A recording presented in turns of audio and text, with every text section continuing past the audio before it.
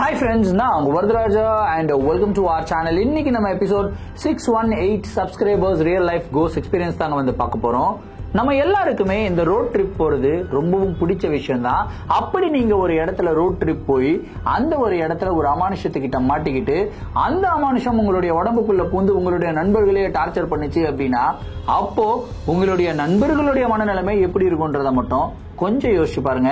ஏன்னா இன்னைக்கு நீங்க பார்க்க போற நிகழ்வுல அப்படிப்பட்ட மிகவும் சுவாரஸ்யமான சம்பவம் தாங்க காத்துக்கிட்டு இருக்கு. இந்த சம்பவத்தை நீங்க பாக்குறதுக்கு முன்னாடி நீங்க நம்ம சேனலுடைய புதிய பார்வையாளராக இருந்தாலும் சரி, இல்லைன்னா நம்மளுடைய சேனலை பார்த்துட்டு இருக்கீங்க சப்ஸ்கிரைப் பண்ணாம பார்த்துட்டு இருக்கீங்க அப்படின்னா தயவுசெய்து சப்ஸ்கிரைப் பண்ணிக்கோங்க. கூடவே இருக்கிற பெல் ஐகானை கிளிக் பண்ணிக்கோங்க. அப்பதான் நான் எவ்ரி ஆல்டர்னேட்டிவ் டே போடுற வீடியோ உங்களால உடனே பார்க்க முடியும். இப்போ வாங்க ஸ்ட்ரைட்டா வீடியோக்குள்ள போலாம்.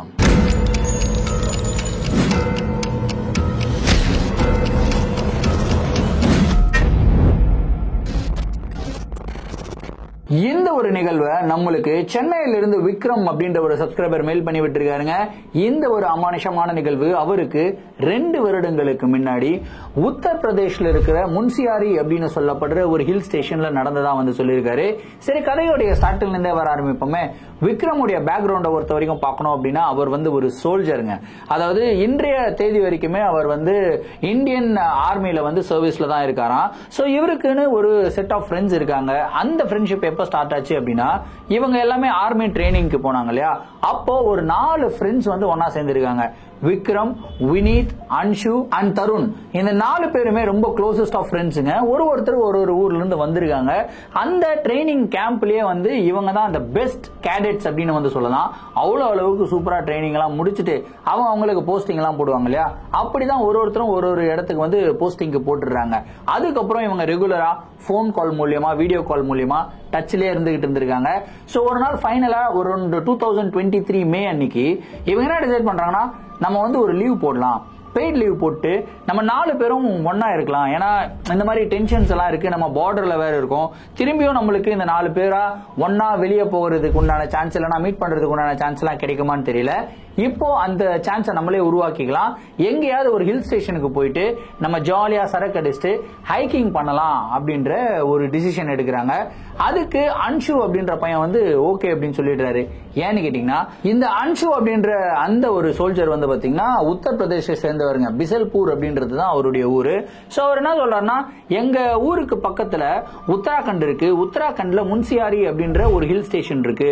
அங்க பயங்கர நேச்சரிஸ்டிக்கா இருக்கும் வியூ, பிளஸ் அந்த டிராவலே நம்ம பயங்கரமா என்ஜாய் பண்ணுவோம். ஏன்னா அந்த கிட்டத்தட்ட ஒரு 28 கிலோமீட்டருக்கு வந்து டென்ஸ் ஃபாரஸ்ட் தான் இருக்கு. ஃபாரஸ்ட்டுக்கு நடுவுல நம்ம டிராவல் பண்ற மாதிரி இருக்கும், பயங்கரமா த்ரில்லிங்கா இருக்கும் அப்படின்னு வந்து சொல்றாருங்க. இது எல்லாம் ஓகே அப்படின்னு சொல்லிடுறாங்க. சோ 4 பேரும் ஒரு டேட்டை வந்து பிளான் பண்ணி அவங்களோட லீவ் எல்லாம் அப்ளை பண்றாங்க. லீவும் சாங்ஷன் ஆயிடுது. 4 பேரும் பிசல்பூருக்கு போறாங்க. அன்ஷுடைய வீட்டுக்கு போயிட்டு அங்க நைட் வந்து தங்குறாங்க.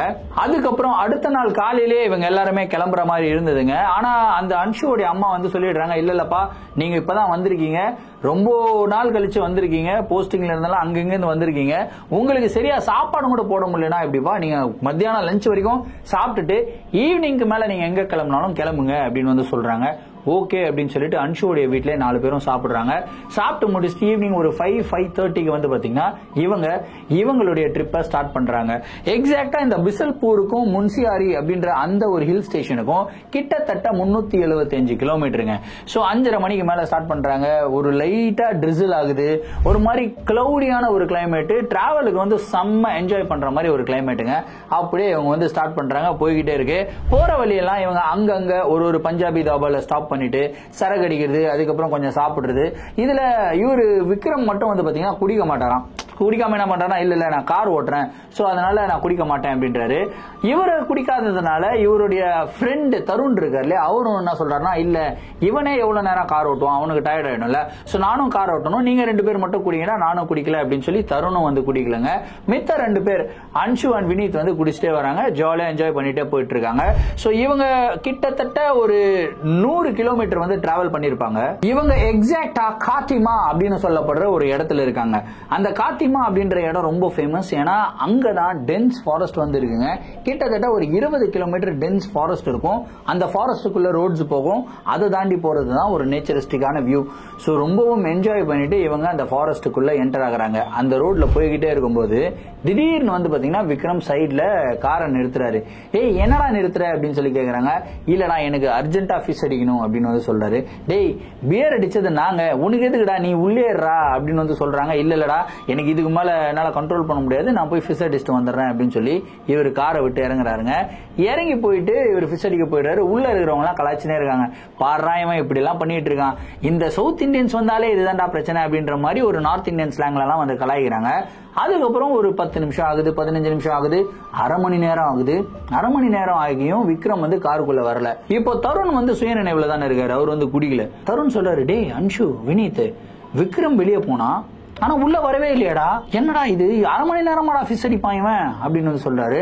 அப்பதான் அன்ஷு வந்துட்டு, ஆமாடா நம்ம ஜாலியா ஏதோ ஃபன்னா பேசிக்கிட்டே இருந்தோம், அப்புறம் பார்த்தா அவன் எங்க போனானே தெரியலடா, டி அந்த காட்டுல வேற இறங்கி இருக்கணும்டா, ஏதாவது பிரச்சனை இருக்கு பொதுவா போய் இறங்கி போய் பார்க்கலாம் அப்படின்னு சொல்லி 3 பேரும் காரை விட்டு இறங்குறாங்க. அப்படியே கொஞ்சம் தூரம் நடந்து போறாங்க. ஒரு சின்னதா ஒரு பாதை மாதிரி வருதுங்க. கரெக்டா அந்த பாதையோட எட்ஜ்ல வந்து விக்ரம் நின்னுகிட்டு இருக்காரு. நின்னு ஒரு இடத்த அப்படியே உத்து பாத்துக்கிட்டே இருக்காருங்க. இவங்க 3 பேரும் பக்கத்துல போறாங்க. பக்கத்துல போய் டேய் என்னடா பண்ற அப்படின்னு சொல்லி கேக்குறாங்க. விக்ரம் வந்து சும்மா இருங்கடா அப்படின்றாரு. டேய் என்னடா பண்ற அப்படின்னு கேக்குறாங்க.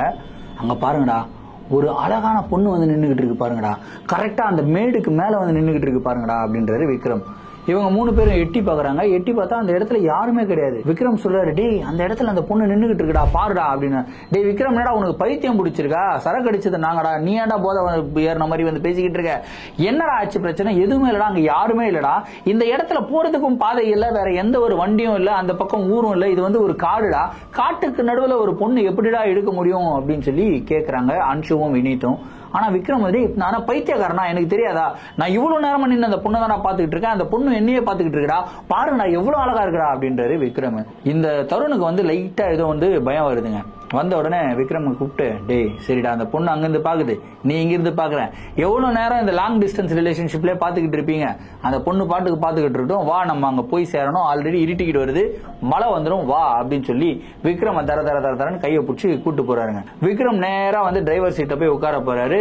தருண் வந்து, போதும் நீ வண்டியை ஓட்டி கிழிச்சது போதும், நீ போய் சைட்ல உட்காரு, இதுக்கப்புறம் காரை நான் ஓட்டுறேன் அப்படின்னு சொல்லி தருண் வந்து காரை ஓட்ட ஆரம்பிக்கிறாரு. அங்க இருந்து ஸ்டார்ட் பண்றாங்க. கிட்டத்தட்ட ஒரு 4 கிலோமீட்டர் போயிருப்பாங்க. 4 கிலோமீட்டர் கழிச்சு விக்ரம் மட்டும் அப்படியே கன்னத்துல கையை வச்சு ஜன்னலோரமா அப்படியே பாத்துக்கிட்டே வராரு. எல்லாருமே பேசிட்டே வராங்க. டேய் என்னடா நீ அந்த பொண்ணு இன்னுன்ற அந்த இடத்துல பொண்ணும் இல்ல ஒன்னும் இல்ல, ஏன்டா இந்த மாதிரி எல்லாம் பண்ணிக்கிட்டு இருக்க அப்படின்னு சொல்லி கேட்டுக்கிட்டே இருக்காங்க. எந்த ஒரு ரியாக்ஷனும் இல்லாம விக்ரம் சைலண்டா உட்காந்துக்கிட்டே வராருங்க. அப்படியே ஒரு 2 நிமிஷம் கார் அப்படி நகர்ந்துருக்கும். திடீர்னு நிறுத்துறா நிறுத்துறா தருண் நிறுத்துறா நிறுத்துறா அப்படின்றாரு. டேய் என்னடா நிறுத்துறா நிறுத்துறா, என்னடா ஆச்சு, ஏ அங்க பாரு அங்க பாரு அங்க பாரு அதே பொண்ணு நிக்குதுடா அப்படின்றாரு. இவங்க காரை நிறுத்துறாங்க. நிறுத்திட்டு அப்படியே ஓரமா பாக்குறாங்க. பார்த்தா அந்த பொண்ணும் இல்ல எதுவும் இல்ல. டேய் அந்த இடத்துல யாருமே இல்லடா, டேய் இல்லடா உண்மையிலே நான் பார்த்தேன், அங்க பாரு அந்த பொண்ணு என்ன கூப்பிடுதுடா அப்படின்னு வேற சொல்றாரு. டேய் அந்த இடத்துல யாருமே இல்லடா, என்னடா இந்த மாதிரி எல்லாம் பண்ணிக்கிட்டு இருக்க, ஏன்டா இது மாதிரி பிரச்சனை பண்ற, கம்முனுடா அப்படின்னு சொல்லி எவ்வளவோ சமாளிக்கிறாங்க. ஆனா விக்ரம் கேக்குற மாதிரி இல்ல, பயங்கர டார்ச்சர் பண்றாரு. இவங்க கொடுக்குற டார்ச்சர்லயே நம்ம இவங்க கூட போயிடலாம், பேயா இருந்தாலும் சரி அந்த பேயை போய் பார்த்துட்டு வந்துடலாம் அப்படின்னு சொல்லி இந்த 3 பேரும் காரை விட்டு இறங்குறாங்க.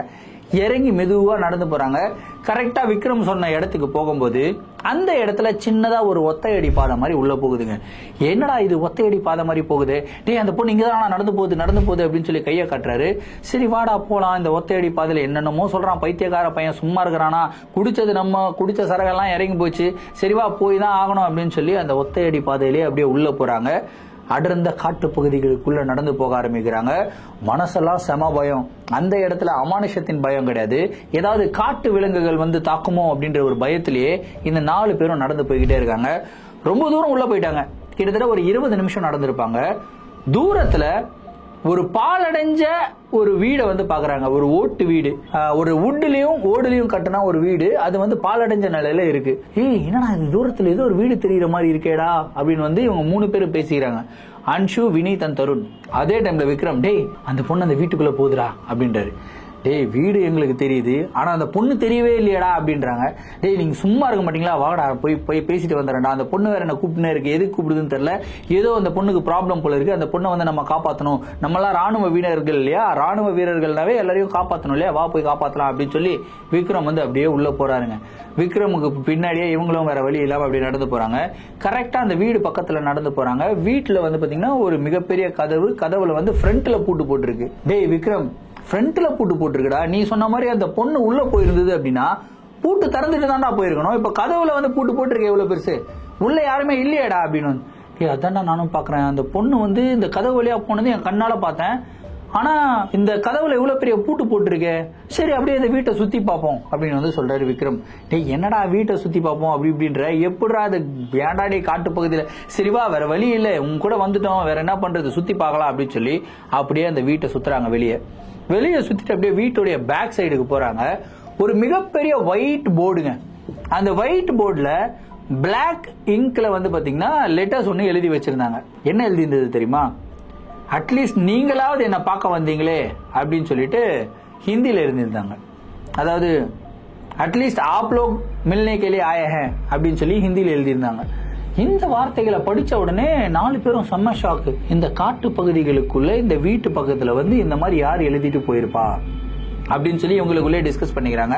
விக்ரம் உடனே, டேய் நான் தான் சொன்னல அந்த பொண்ணு இங்கதான் இருக்குதுன்னு, நீங்க என்னமோ நம்ப மாட்டீங்க, பாடுறா நம்மளாவது பார்க்க வந்திருக்கோமா அப்படின்னு சொல்லி அந்த பொண்ணு சொல்லி எழுதி வச்சிருக்கா, நம்ம இங்கதான்டா இருக்கணும், அந்த பொண்ணு பார்க்காம நான் வரமாட்டேன் அப்படின்னு சொல்லி திரும்பி ஒரு 1/2 மணி நேரம் அதே இடத்துல செம்ம டார்ச்சர் பண்றாரு விக்ரம். வேற வழியே இல்லாம என்ன பண்றாருன்னா தருண் கோவப்பட்டு ஓங்கி பலான்னு ஒரு அறையிறாருங்க. அரைஞ்சிட்டு, நீ நடந்து வரையா இல்லையா, சாவச்சிட உன்ன அப்படின்றாரு. சரி ஓகே டென்ஷன் ஆகாத நான் வரேன் அப்படின்னு சொல்லிட்டு 4 பேரும் திரும்பி வராங்க. கார்ல ஏறாங்க. அங்கிருந்து கொஞ்சம் தூரம் அப்படியே கிளம்புறாங்க. அப்படியே போய்கிட்டே இருக்கிறாங்க. இப்போ விக்ரமுக்கும் செம்ம டென்ஷன் ஆகுது. என்னடா இது, நான் சொல்லிக்கிட்டே இருக்கேன் யாருமே நம்ப மாட்டாங்க, என்னுடைய கண்களுக்கு அந்த பொண்ணு தெரியுதுன்றேன், அந்த பொண்ணு என்ன கூப்பிட்டுட்டே இருக்குதுன்னு வேற சொல்றேன், ஆனா இவனுக்கு 3 பேரும் நம்பவே மாட்டானுங்களே, பயங்கர டென்ஷனா இருக்கு அப்படின்னு சொல்லிட்டு அவரும் வந்து பீரு சரக்கு எல்லாத்தையும் எடுத்து குடிக்க ஆரம்பிச்சு. டேய் சும்மாறான்னு எல்லாருமே சொல்றாங்க, ஆனா இவர் கேட்கல. சரி விட்றா, நான் கான்சியஸா இருக்கிறதுனால தான் இந்த மாதிரிலாம் பண்றீங்க, நான் அன்கான்சியஸ் ஆயிட்டேன்னா நீங்க எதுவுமே தொந்தரவு பண்ண மாட்டீங்களே அப்படின்னு சொல்லிட்டு ஃபுல்லா சரக்கு அடிக்கிறாருங்க. சரக்கு அடிச்சுட்டு அப்படியே கொஞ்சம் லைட்டா கண்ணை மூடி தூங்க ஆரம்பிக்கிறாரு. கிட்டத்தட்ட ஒரு 100 கிலோமீட்டர் ஓட்டிடுறாங்க. ஃபைனலா ஒரு 12 மணி அளவுல ஒரு பஞ்சாபி தாபால போய் நிறுத்துறாங்க. சாப்பிட்டுட்டு போயிடலாம், இன்னும் கொஞ்சம் தூரம் போகணும்.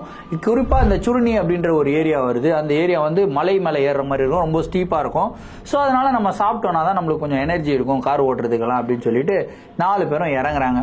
இறங்கி போய் அந்த பஞ்சாபி தாபால உட்காந்து சாப்பிட ஆரம்பிக்கிறாங்க. நல்லா சாப்பிட்டுக்கிட்டே இருக்காங்க. அதுக்கப்புறம் விக்ரம் மட்டும் ஏதோ ஒரு இடத்துல பாத்துக்கிட்டே இருக்காரு. லூசு மாதிரி வேலையெல்லாம் பண்ணிட்டு இருக்காரு. ஒரு பாட்டுக்கு கத்துறாரு, ஒரு பாட்டுக்கு புலம்புறாரு. இந்த 3 பேரும் என்ன யோசிக்கிறாங்கன்னா, இவன் ரொம்ப சரக்கு அடிச்சிட்டான் போல இருக்கு, போதை ஆயிடுச்சு, அதனாலதான் இவன் இப்படி எல்லாம் பண்ணிக்கிட்டு இருக்கான் அப்படின்னு சொல்லி கொஞ்சம் பொறுத்துக்கிறாங்க. சாப்பிட்டு முடிச்சிடுறாங்க.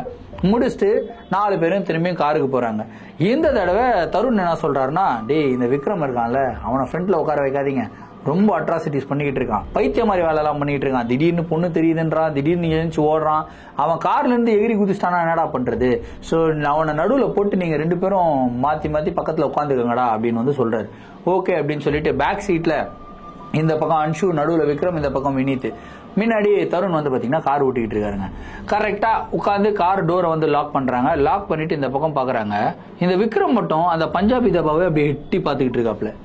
டேய் சாப்பிட்டு வந்துட்டமேடா, இப்ப ஏன்டா எட்டி பாத்துக்கிட்டு இருக்க அந்த இடத்துல அப்படின்னு சொல்லி கேக்குறாங்க.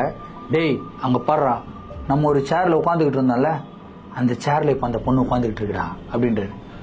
டேய் பைத்தியமாடா உனக்கு, அவ்வளவு நேரமா சொல்லிக்கிட்டு இருக்கோம், எங்களுக்கு எதுவுமே தெரியல, பொண்ணு இல்ல எதுவும் இல்லன்றோம், நீ என்னமோ பைத்தியக்கார மாதிரி பேசிக்கிட்டு இருக்க அப்படின்னு சொல்லி டென்ஷனா காத்துறாங்க. இவ்வளவு நேரம் சைலண்டா பேசிக்கிட்டு இருந்த விக்ரம் திடீர்னு கோவப்படுறாரு. டேய் நான் மட்டும் நான் பைத்தியமாடா, எனக்கு பொண்ணு தெரியுதுன்ற, உங்களுக்கு தெரியலன்றீங்க, என்னடா பிரச்சனை உங்களுக்கு, நான் என்ன பைத்தியக்காரனாடா, எனக்கு தெரியுதுடா, உங்களுக்கு தெரியல நான் என்னடா பண்ணிட்டோம் அப்படின்னு வந்து சொல்றாரு. சரி இவன் ரொம்ப உணர்ச்சியின் உச்சகட்டத்துக்கு போயிட்டான், இவனை இதுக்கப்புறம் கண்ட்ரோல் பண்ண முடியாது.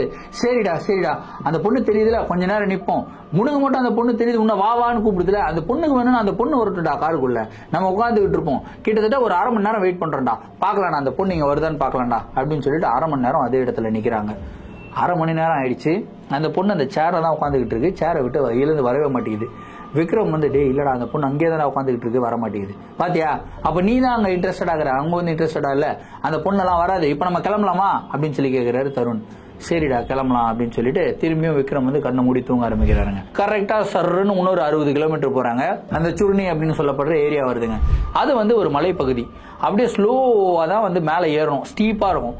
கார் வந்து மெதுவா ஏறிக்கிட்டே இருக்கு. ஆனா காரோடைய ஃபீல் எப்படி இருக்கு அப்படின்னா, ஓவர் வெயிட்னா கார் வந்து மூவே ஆகாதுல, ரொம்ப கஷ்டப்பட்டு முக்கி ஏறும்ல, அந்த மாதிரி ஏறிக்கிட்டு இருக்கு.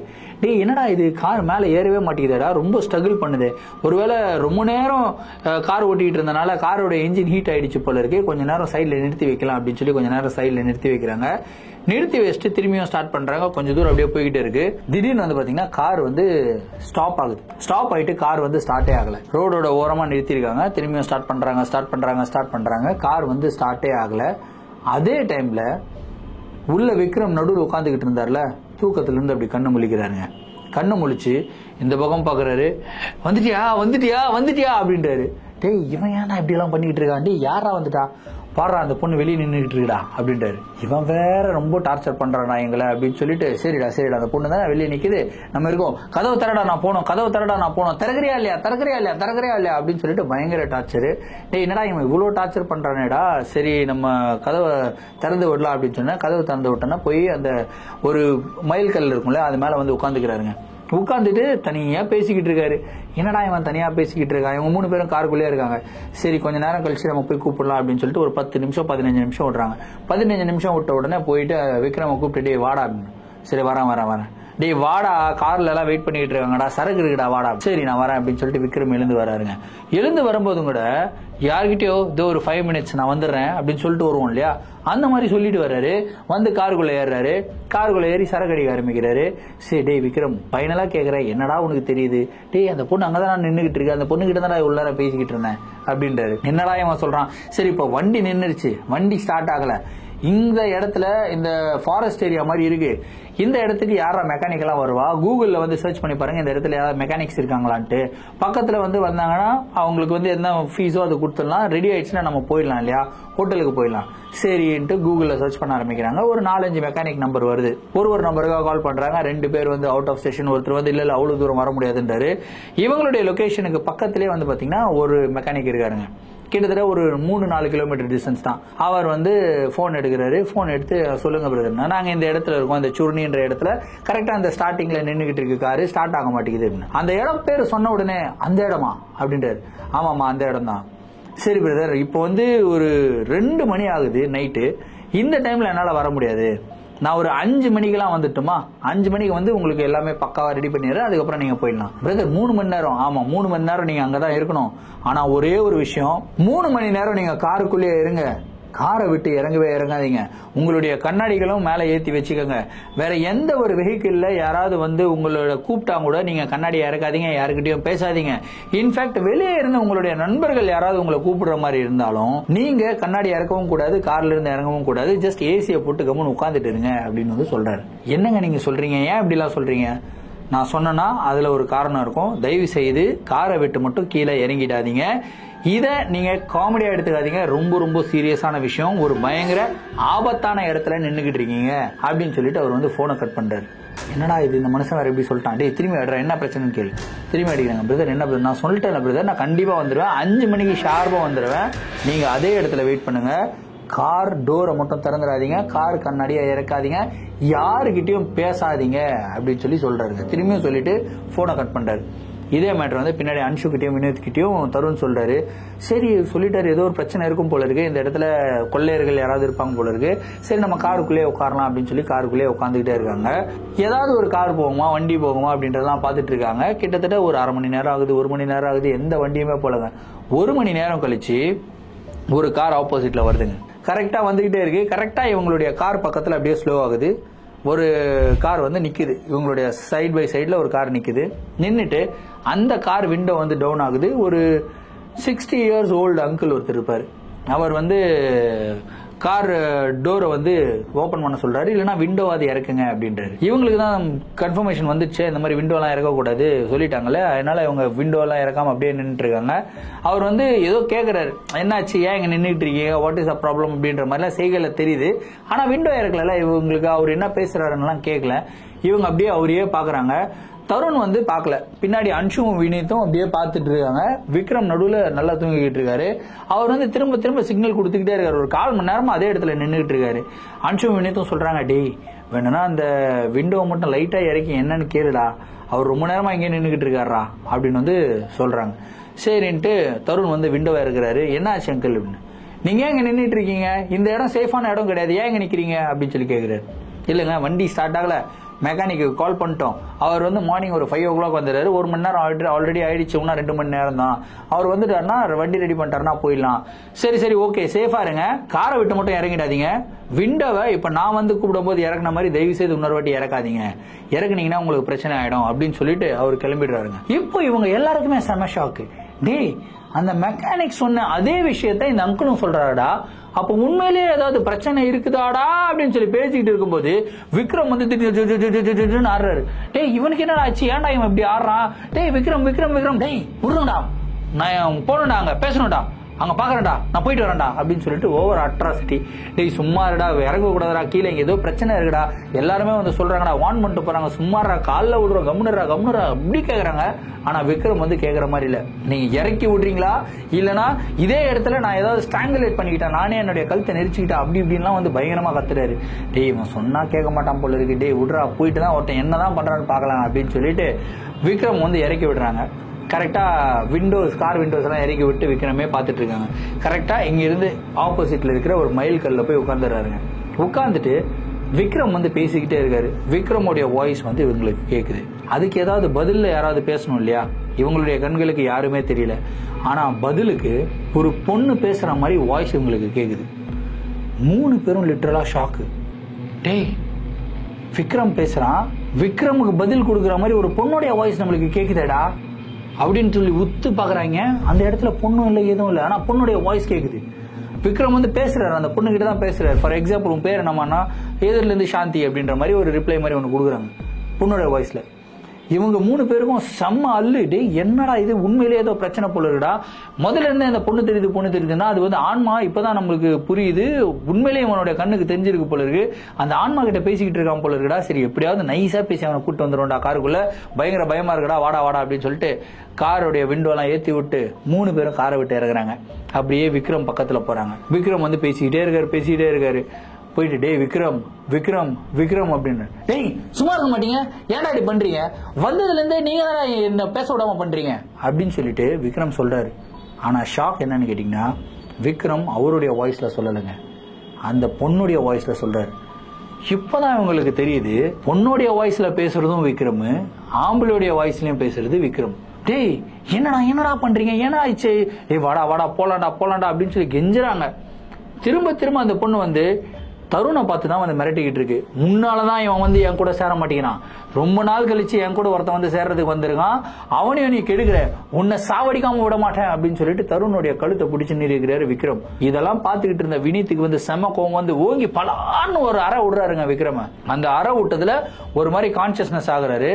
அதே டைம்ல தருணுக்கு என்ன ஸ்ட்ரைக் ஆச்சுன்னு தெரியல, நேரா காரை நோக்கி ஓடுறாரு. ஓடி போயிட்டு காரோடைய டோரை ஓபன் பண்றாரு. காரோடைய அந்த டேஷ்போர்ட் இருக்கும் இல்லையா, அங்க வந்து எப்பயுமே இவங்க இந்த ஹனுமானுடைய ஒரு ஸ்டாச்சு வச்சிருப்பாங்களாம். அந்த ஸ்டாச்சுவை வந்து என்ன பண்றாங்கன்னா, ஒரு மாலை மாதிரி ஒரு துண்டை எடுத்து ஹனுமானுடைய ஸ்டாச்சுவை கட்டி ஒரு மாலை மாதிரி ரெடி பண்ணிடுறாங்க. விக்ரம் அங்க அன்கன்ட்ரோலபிளா ஒரு மாதிரி கோவத்துல கத்திக்கிட்டு இருக்காரு. திடீர்னு ஆம்பளுடைய வாய்ஸ்ல கத்துறாரு, பொம்பளையோட வாய்ஸ்ல கத்துறாரு, இந்த பக்கம் தள்ளுறாரு, அந்த பக்கம் தள்ளுறாரு. அன்ஷு வினித்தை இப்படி தூக்கி போறாருங்க. கரெக்டா அவங்க 2 பேரும் இப்படி தூக்கி போடும்போது தருண் ஓடி வந்து பட்டுன்னு அந்த மாலையை வந்து போட்டுறாங்க. அந்த மாலையை போட்ட உடனே இவருக்கு என்ன ஆச்சுன்னு தெரியல, ஒரு மாதிரி உடம்பெல்லாம் அப்படியே ஆடுது. ஆடி போயிட்டு அப்படியே அன்கன்ட்ரோலபிளா வந்து ஒரு மாதிரி ஆயிட்டு அப்படியே அந்த இடத்துல மயக்கம் போட்டு விழுகிறாருங்க. மயக்கம் போட்டு விழுந்த அடுத்த செகண்ட் அன்ஷு, வினீத், தருண் 3 பேரும் விக்ரம தூக்கின்னு போயிட்டு கார்ல போட்டு கார் டோர் லாக் பண்ணிட்டு அப்படியே வெயிட் பண்ணிட்டு இருக்காங்க. காலையில 5 மணிக்கு வந்து பாத்தீங்கன்னா அந்த மெக்கானிக் வராரு கரெக்டா டைமுக்கு. வந்த உடனே காரை வந்து ரெடி பண்றாரு. என்ன ஆச்சு, ஏன் இப்படி எல்லாம் பேய் அறிஞ்ச மாதிரி நிக்கிறீங்க அப்படின்னா, நைட்டு நடந்த எல்லா விஷயத்தையும் வந்து சொல்லியிருக்காங்க. ஆக்சுவலா இந்த இடத்துல இந்த மாதிரி பிரச்சனைகள் எல்லாம் வர்றது ரொம்ப ரொம்ப சகஜம். ஸோ இந்த பிரச்சனைகள்ல இருந்து நீங்க சேஃபா தப்பிச்சு போகணும் அப்படின்னா இப்படியே கிட்டத்தட்ட ஒரு 20 கிலோமீட்டர் போனீங்கன்னா அந்த இடத்துல ஒரு ஹனுமான் டெம்பிள் இருக்கு. அந்த டெம்பிளுக்கு போங்க. இந்த டைம்ல ஓபன் பண்ணிருப்பாங்க. அங்க வந்து பூஜைகள்லாம் பண்ணுவாங்க. பூசாரி கிட்ட இந்த மாதிரி மேட்டர்னு சொல்லுங்க. சொல்லிட்டதுக்கு அப்புறம் அவர் வந்து என்னென்ன பண்ணணுமோ பண்ணுவாரு அப்படின்னு சொல்லிட்டு இவங்களை அனுப்பி விடுறாங்க. அந்த டெம்பிளுடைய அட்ரஸ் சொல்லிட்டு அனுப்பி விடுறாரு. ஸோ இவங்க நேரம் அந்த கோயிலுக்கு போறாங்க. கோயிலுக்கு போய் இறங்கணும்னா பல்லெல்லாம் விளக்கிட்டு அப்புறம் ஃபேஸ் எல்லாம் வாஷ் பண்ணிட்டு அதுக்கப்புறம் அந்த டெம்பிள்குள்ள போறாங்க. கரெக்டா அப்பதான் வந்து கோயில் நடை திறக்கிறாங்க. கூட்டி பெருக்கிட்டு இருப்பாங்களே அந்த மாதிரி கூட்டி பெருக்கிட்டு இருக்காங்க. நேரா 4 பேரும் அங்க போறாங்க. ஒரு பிரீஸ்ட் இருக்காரு, அவர்கிட்ட போறாங்க. போயிட்டு நைட்டு நடந்த எல்லா விஷயத்தையும் வந்து சொல்றாங்க. அவரு கேட்ட உடனே அவர் சொல்றாரு, இந்த மாதிரி அந்த பையனுடைய காலில் பாருங்க அப்படின்னு வந்து சொல்றாரு. என்னடா இது காலில் பாருங்கன்னா, விக்ரமுடைய காலில் வந்து பாத்தீங்கன்னா ஒரு வளையல் ஒன்று மாட்டிருக்குங்க. அந்த வளையல் யாரோடது அப்படின்னா, அந்த வளையல் அந்த இடத்துல இருந்து நீங்க எடுத்துட்டு வந்த வளையல். ஸோ அந்த ஆன்மா இப்போ கூட உங்க பின்னாடி தான் நின்றுகிட்டு இருக்கு. வெளியே உங்க கார் பக்கத்துல நின்றுகிட்டு இருக்கு. உங்க காருக்குள்ள என்டர் ஆகாது. உங்க காருக்குள்ள அந்த ஹனுமானுடைய அந்த ஸ்டாச்சு வச்சிருக்கீங்க, அதனால உங்க காருக்குள்ள என்டர் ஆகாது. ஸோ இதுல இருந்து நீங்க தப்பிக்கணும் அப்படின்னா ஒரே ஒரு வழி தான் இருக்கு. அந்த ஆன்மாவுடைய பொருள் உங்ககிட்ட இருக்கு. இந்த பொருளை சேஃபா திரும்பி எடுத்துட்டு போய் அதே இடத்துல தூக்கி போட்டுட்டு திரும்பி பார்க்காம வந்துருங்க, உங்களுக்கு எந்த பிரச்சனையும் இல்லை அப்படின்னு சொல்லி 4 பேருக்குமே ஹனுமானுடைய சின்ன சின்ன ஸ்டாச்சுல வந்து மாலை பண்ணி மாட்டி விடுறாருங்க. இதுக்கப்புறம் நீங்க தைரியமா காருக்கு போலாம். உங்க பக்கத்துல அந்த ஆன்மா வரவே வராது. ஆனா தூரத்துல இருந்து உங்களை டார்ச்சர் பண்றதுக்கு எல்லா வேலைகளும் பண்ணிட்டு இருக்கோம். நீங்க தைரியமா போங்க. இந்த ஒரு பேங்கிள் இருக்கு இல்லையா, அதை வந்து தூக்கி போட்டு வந்துருங்க அப்படின்னு வந்து சொல்லிடுறாரு. சரின்னு சொல்லிட்டு திரும்பியும் காருக்கு போறாங்க. ஓபன் பண்ணிட்டு உட்கார்றாங்க. அப்பதான் விக்ரமுக்கே வந்து சுயநினைவு வருது. அதுக்கப்புறம் தான் எல்லாருமே சொல்றாங்க, நீ இந்த மாதிரி வேலை எல்லாம் பண்ணடா அப்படின்னா, இப்படி எல்லாமாடா நான் பண்ணேன் அப்படின்னு சொல்லிட்டு அந்த வளையல் எடுத்து பாக்குறாருங்க. கரெக்டா வளையல் எடுத்து பார்க்கும்போது எதிரில் வந்து பாத்தீங்கன்னா அந்த ஒரு ஆன்மா அப்படியே குடுகுடுன்னு ஓடி வந்து கார் பக்கத்துல வரைக்கும் வருது. ஆனா காருக்குள்ள வர முடியல. ஏன்னா காருக்குள்ள வந்து பயங்கர பாசிட்டிவ் எனர்ஜி இருக்கு. சரி, திரும்பியும் இவங்க வந்த ரூட் வழியா போறாங்க. போயிட்டு அந்த காட்டு பகுதிகளுக்குள்ள போயிட்டு அந்த ஒரு வீட்டு வாசல்ல வந்து பாத்தீங்கன்னா அந்த பேங்கிள் இருக்குல்ல, அதை தூக்கி விசிறி அடிச்சுட்டு திரும்பி பார்க்காம வராங்க. ஆனா திரும்பி பார்க்காம வந்துகிட்டு இருக்கும்போது உள்ள செம்ம சவுண்டு. வீட்டுக்குள்ள இருந்து என்னை விட்டுட்டு போகாதீங்க அப்படின்னு சொல்லி யாரோ கத்தி அழுதா எப்படி அழுவாங்களோ அந்த மாதிரி சவுண்ட் எல்லாம் கேக்குது. ஒரு மாதிரி தலையா அடிச்சுக்கிட்டு பெண்கள் அழுவாங்க இல்லையா, அந்த மாதிரி அழுகுறல்கள் எல்லாம் கேக்குது. அந்த அழுகுறல்களே இவங்களுக்கு மயக்கம் வருதுங்க. அந்த மாதிரி சவுண்ட் எல்லாம் கேக்குது. அதுக்கப்புறம் அந்த இடத்துல இருந்து கிளம்பி வராங்க. திரும்பியும் அவங்க ட்ரிப்புக்கு போனாங்களான்னு கேட்டீங்கன்னா ட்ரிப்புக்கு போலங்க, கேன்சல். திரும்பியும் அன்ஷுவோடைய வீட்டுக்கு தான் வந்திருக்காங்க. வீட்டுக்கு வந்துட்டு ஒரு 3 நாள் நல்ல ரெஸ்ட் எடுத்திருக்காங்க. அதுக்கப்புறம் ஒரு 2-3 வருஷம் கழிச்சு திரும்பியும் அதே இடத்துக்கு ட்ரிப்புக்கு போயிருக்காங்க. எந்த ஒரு பிரச்சனையும் இல்லாம தான் போயிருக்காங்க. குடிக்காம போயிருக்காங்க. எங்கேயுமே நிக்கலங்க. அதுக்கப்புறம் நெக்ஸ்ட் இயர் இவங்க அதே ட்ரிப் போட்டிருக்காங்க. அந்த ட்ரிப்ல போயிட்டு ஜாலியா என்ஜாய் பண்ணிருக்காங்க. நல்ல மெமரிஸ் எல்லாம் கிரியேட் பண்ணிருக்காங்க. திரும்பி வரும்போது விக்ரம் அதே இடத்துல நிக்கிறாரு. அந்த ஒத்தையடி பாதையை பாக்குறாரு. செருப்ப கைட்டு அடிப்பான், ஒழுங்கு மரியாதை காருக்குள்ள வா அப்படின்னு சொல்லி திட்டி காருக்குள்ள உட்கார வச்சு திரும்பி அவங்க வந்து பாத்தீங்கன்னா ரிட்டர்ன் வந்திருக்காங்க. சோ இந்த ஒரு நிகழ்வு வந்து பாத்தீங்கன்னா பயங்கர சுவாரஸ்யமான ஒரு நிகழ்வா இருந்திருக்கும் அப்படின்றதுல எந்த விதமான சந்தேகமும் இல்லை. சோ இந்த ஒரு நிகழ்வை பத்தின உங்களுடைய கருத்துக்கள் என்ன அப்படின்றத கமெண்ட் பாக்ஸ்ல சொல்லுங்க. இதே மாதிரி உங்களுடைய வாழ்க்கையில ஏதாவது அமானுஷமான நிகழ்வுகள் நடந்திருந்து அந்த நிகழ்வுகளை என்கிட்ட ஷேர் பண்ணணும்னு நினைச்சீங்கன்னா இன்ஸ்டாகிராம்ல ஃபாலோ பண்ணிட்டு இன்ஸ்டாகிராம்ல டிஎம் பண்ணுங்க. இல்ல நான் மெயில் ஐடிக்கு மெயிலா சென்ட் பண்ணி விடுங்க. கண்டிப்பா உங்களுடைய நிகழ்வுகளும் நம்மளுடைய சேனல்ல வீடியோஸா போடப்படும். மீண்டும் அடுத்த வீடியோவில் சந்திக்கும் வரை நான் உங்கள் Varadaraja signing off. Thank you and bye.